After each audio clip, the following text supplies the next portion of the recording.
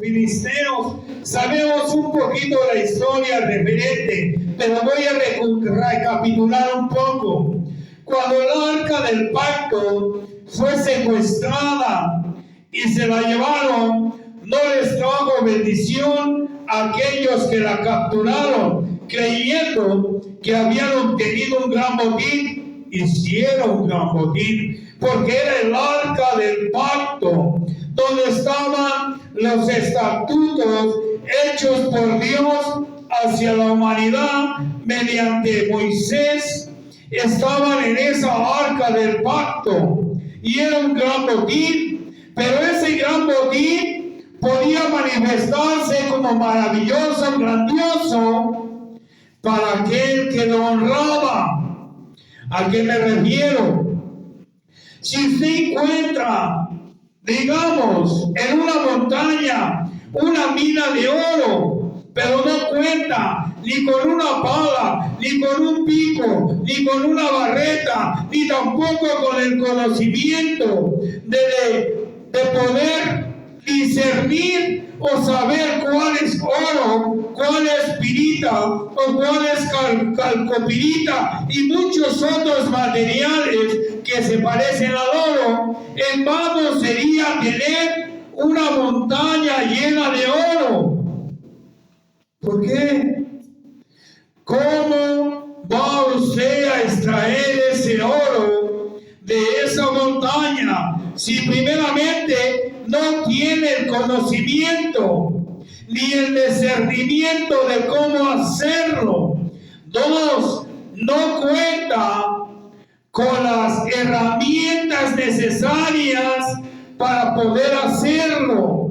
Y tres, muy importante, ¿a dónde la va a llevar si no sabe descifrar cuál es el oro de los tontos, cuál es la pirita, la calcopirita y cuál es el oro?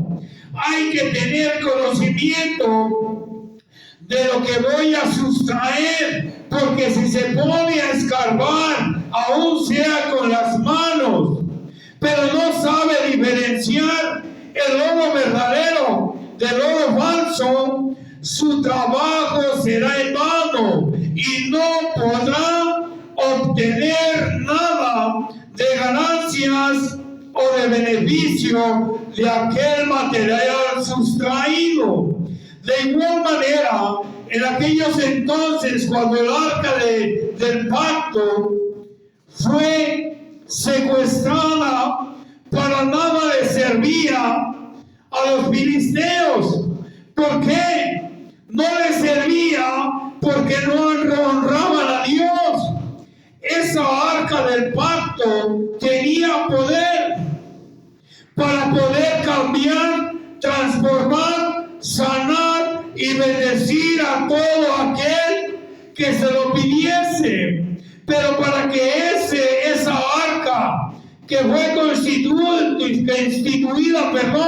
entre Dios y el ser humano, sirviese de algo, tenía que ser primeramente creyente de Dios y que creía y sabía para qué servía el arca y qué representaba. Pero a los filisteos, si hace rato dije algo diferente, a los filisteos no tenían ese conocimiento ni servían a Dios, por ende les causó mal y nada de provechoso.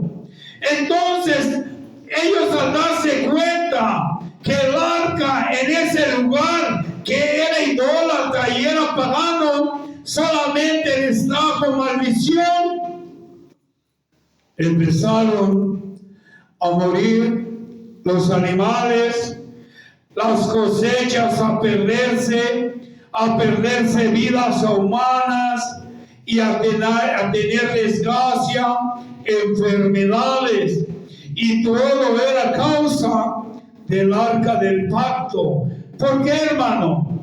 Pues de Cristo. Amén. Todo el mundo, casi todo el mundo, un 80% de la humanidad ha tenido una Biblia en su casa o en sus manos, pero no le sirve de nada porque no tiene el conocimiento del poder que existe y emana de ella. No tiene el discernimiento. ¿Qué es el discernimiento? Reconocer el significado de lo que en ella habla. Muchas veces hay personas que la han leído, pero no tienen el conocimiento e ignoran muchas cosas. Se extravían queriendo tomar sus propias conclusiones y por ende no le es para bendición, sino para ¿qué? Confusión. Hemos dicho servicios pasados, cualquier persona puede leer la Biblia, pero si no tiene el entendimiento, el discernimiento ni la revelación de Dios, será como leer solamente un libro y no le será para bendición, sino le será para confusión y para perdición. ¿Por qué? Porque cuando no comprendemos las Escrituras y caminamos como queremos, entonces venimos a maldecir nuestra vida. Aquí en la palabra de Dios habla de los santos de Dios, pero hay denominaciones que cuando se hablaba de los santos, Mateo, Marcos, Lucas, Juan, Judas Iscariote, Matías, Pablo, Isaías, Jeremías, son los santos de Dios. Pero ¿a qué se refieren los santos de Dios? Los santos de Dios no se refieren a que hagas una estatua o una imagen de ellos. Santo significa apartado del mal. Usted y yo, los que servimos a Dios y acudimos al servicio para honrar, alabar y bendecir a Dios, que ese es el tema de hoy, somos santos. No somos perfectos. Santos, vuelvo a recalcar, no es que usted tome una imagen o una foto mía y al rato diga usted San Rodrigo y se me vaya a hincar, me prenda una veladora y me pida un deseo o un milagro. Tenga cuidado. Eso se llama idolatría, lo cual bíblicamente está muy penado delante de Dios. Es condenación. Y ahí es donde viene la confusión. La Biblia, la Sagrada Escritura, es un gran tesoro que tiene diamantes, tiene oro, tiene los mejores metales que usted pueda haber conocido en la tierra. Pero para saber cuáles son, tiene que tener el conocimiento, que es el entendimiento, el discernimiento, el significado y la revelación de Dios. Lo que está oculto para tus ojos, pero es revelado mediante el Espíritu Santo en la oración y la lectura de la Biblia, y te será de gran bendición. Tal vez en el pasado, en alguna ocasión dijimos, yo tengo dinero, tengo coches, tengo casa, tengo mujer, tengo trabajo y tengo salud. Paz de Cristo. Amén. Pero carecíamos de algo muy importante, que era Dios y la salvación que Él otorga mediante la redención en Cristo Jesús, recibiendo la sangre derramada de nuestro Señor en una cruz del Calvario, para que todos aquellos que en Él creyésemos fuésemos salvos. Teníamos muchas cosas, pero ignorábamos mucho más de lo que teníamos. Y entonces, cuando se nos otorgó la oportunidad mediante la comisión de conocer a Jesucristo, muchos lo rechazamos. Y ahí es donde vino las consecuencias, problemas, tragedias, calamidades y mucha catástrofe en nuestras vidas. ¿Por qué? Porque rechazamos a lo verdadero divino que había en Cristo. Paz de Cristo. Amén. Y ahí es donde viene nuestro problema. Así igual, cuando los filisteos secuestraron el arca, no les fue para bien, fueron maldecidos porque no amaban a Dios, porque no conocían a Dios y porque no servían a Dios, preferían su idolatría, su paganismo, sus costumbres, y les empezó a traer maldición, plagas, pérdidas, enfermedades, lo cual al final determinaron montar el arca del pacto en una carreta jalada por 2 bueyes, pues de Cristo. Amén. Esta arca se fue a la deriva, y cuando el rey David iba a rescatarla, sin pelear siquiera, la encontraron a la mitad del camino. Paz de Cristo. Amén. ¿Y qué tiene que ver con Salmo 150 y Salmo 117? Cuando el rey David la encontró, llevaba ganado, llevaba multitud de soldados y sirvientes, y lo dijimos en servicios pasados. Cada 6 pasos que daba el rey David con el arca, danzaba y hacía sacrificio y holocausto a Dios, porque él estaba agradecido de todo lo que él tenía y cuánto le había bendecido Dios. Y el arca representaba algo importante. No era un ídolo, no era algo que ellos adoraban, era algo que ellos representaban, un pacto entre Dios y el ser humano. Estaban las tablas de los 10 mandamientos dentro de ella. Es un pacto escrito en piedras, pero hecho mediante la mano de Dios, plasmada en un par de tablas, la cual representaba mucho mejor que cuando usted va y compra un terreno o una empresa. Usted tiene que guardar ¿qué? Las escrituras de la propiedad. ¿Para qué? Para proclamarse como dueño o único dueño de ese terreno o de esa propiedad, o para declararse como dueño de aquella compañía o propiedad que haya obtenido mediante su esfuerzo y la bendición de Dios. Las tablas representaban algo significativo o parecido a eso. Y el rey David había aprendido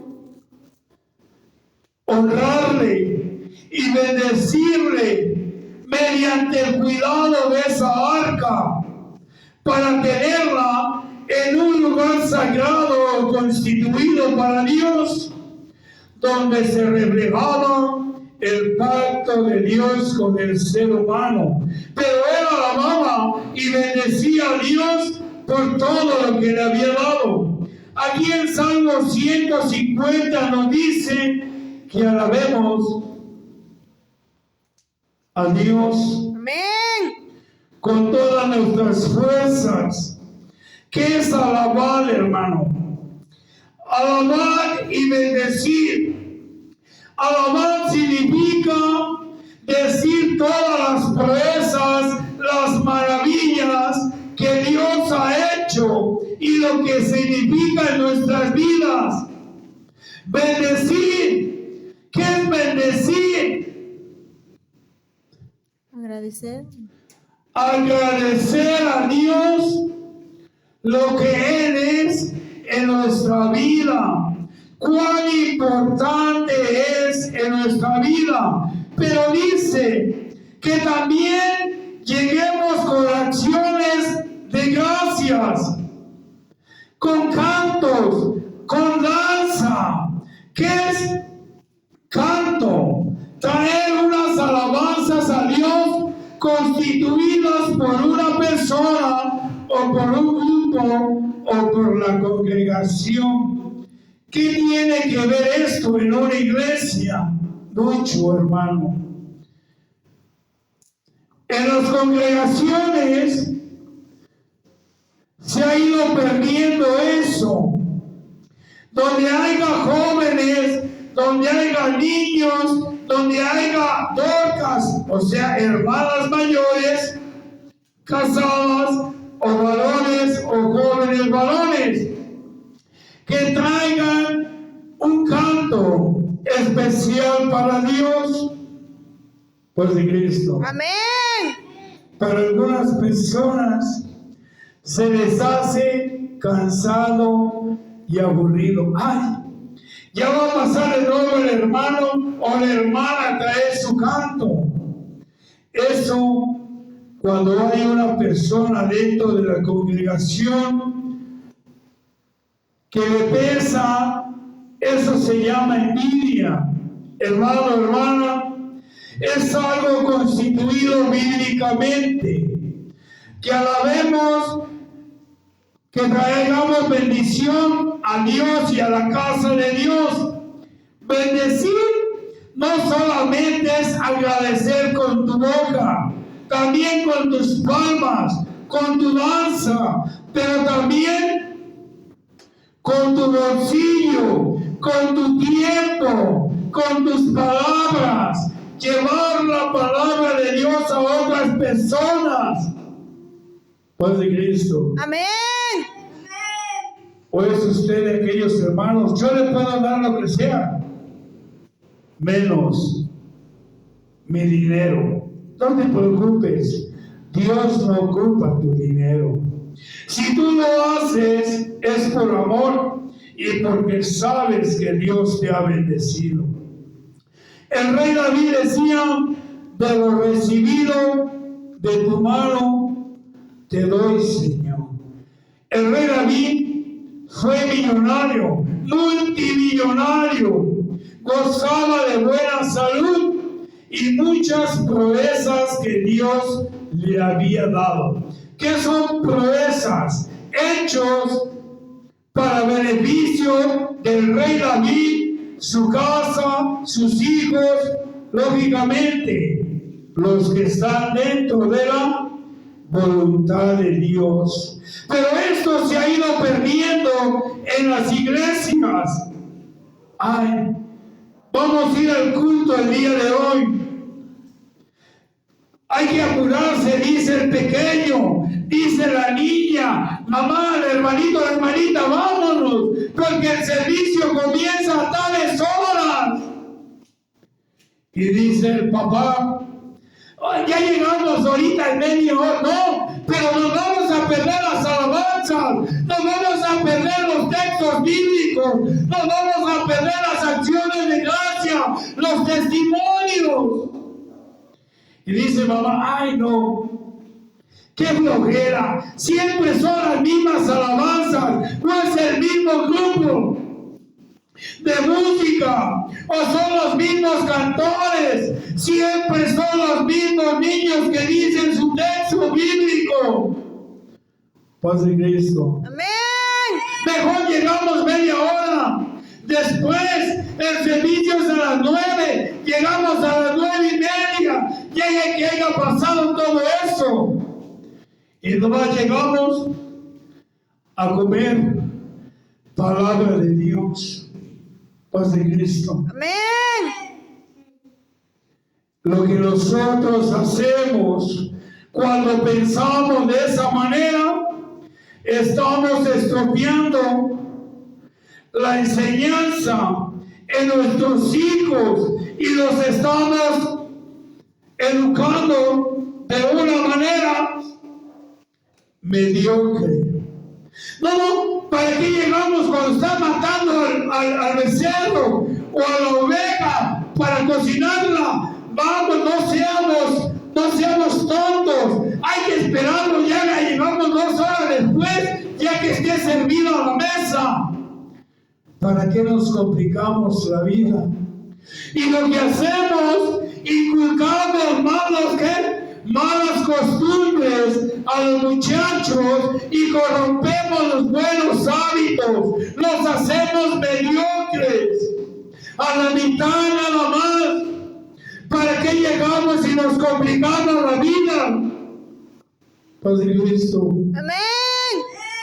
en lugar que les inculquemos llegar 5 o 10 minutos antes para ver si se ocupan lavar las bancas o se ocupe limpiar el piso o tal vez los baños, pero eso nos causa ¿qué? Aburrimiento, tal vez nos molesta. No, cálmate, cállate, no, mijo, ahorita no. Tú te vas a ir a la iglesia cuando yo diga. ¿Y sabes por qué? Porque no quiere llegar y invertir su tiempo en ella. ¿No? ¿Lavando baños? Si soy gerente del banco no sé qué. ¿Yo? ¿Lavando baños? ¿O barriendo? Si soy licenciado. ¿Tú crees, mija, suficiente que hacer tengo en la casa? Que tengo que estar lavando los trastes de la ropa y haciendo el quehacer para todavía llegar allá al templo y tener que barrer o limpiar bancas. No. Deberíamos de hablar con el pastor que contrate pues a una sirvienta, pues de Cristo. Amén. Y empezamos a inculcar malas costumbres en nuestros hijos. Y de ahí, pero es que a mí no me gustan los textos bíblicos. ¿Sabes por qué no te gustan? ¿Sabes por qué no te gustan las alabanzas? ¿Sabes por qué muchos se imponen en contra de la adoración, el grupo de música, las alabanzas, los textos, las acciones de gracias y testimonios? Porque no han podido ser parte de ellos. Si te molesta escuchar a un hermano o hermana que trae un canto especial, pues instrúyase, prepárese y traiga uno, porque todo es para la gloria y la honra de Dios. Amén. Amén. Si tú eres un niño o niña, un joven o una jovencita y te molesta escuchar los textos bíblicos de los demás, no es que te molesten los textos, sino lo que pasa que tú no tienes el amor que tienen los pequeños para prepararse, memorizar los textos y darle un poco de su tiempo y de su vida a Dios. No seas celoso, no seas celosa, no seas envidioso, envidiosa. Prepárese, traiga una acción de gracia, traiga un texto bíblico. Paz de Cristo. Amén. No lo traiga para el pastor, no lo traiga para la congregación, tráigalo para Dios. Tu servidor, en los años cuando comencé el ministerio, yo veía que había buenos hermanos que tenían el don de cantores, de traer buenas alabanzas y tenían una gran voz. Tu servidor también llevó algunas. Y tal vez cante peor que las ranas o maulle más feo que los gatos. Pero yo lo llevaba para Dios. Amén.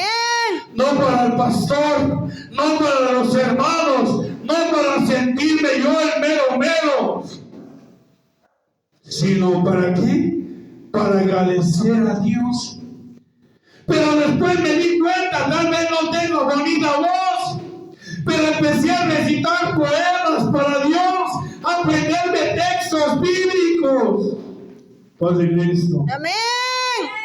Y mostrar mi agradecimiento a Dios. Pero aún dije, si no soy bueno ahí, cuando empezaba el grupo de alabanza, con alabanzas de júbilo, yo me gozaba, yo saltaba, yo gritaba, yo danzaba para Dios y me gozaba, porque lo hacía para Dios. Tu servidor fue muy, ¿cómo puedo decir esta palabra así que se escuche mal? Era yo un centro de atención a los pequeños. Me veían que yo corría, gritaba, danzaba para Dios, no me avergonzaba. Y los niños se acercaban, me daban sus manos y danzábamos todos juntos, saltábamos, glorificábamos, bendecíamos a Dios por de Cristo. Amén. Y sentíamos el fuego de Dios. En los años pasados, cuando en la época de Moisés, Dios le dijo a Moisés: saca al pueblo de Israel de la opresión de Egipto, por necios, por idólatras, por falsos, por hipócritas, muchos murieron en el desierto. No fue el propósito de Dios que perecieran, sino perecieron por soberbios y altivos,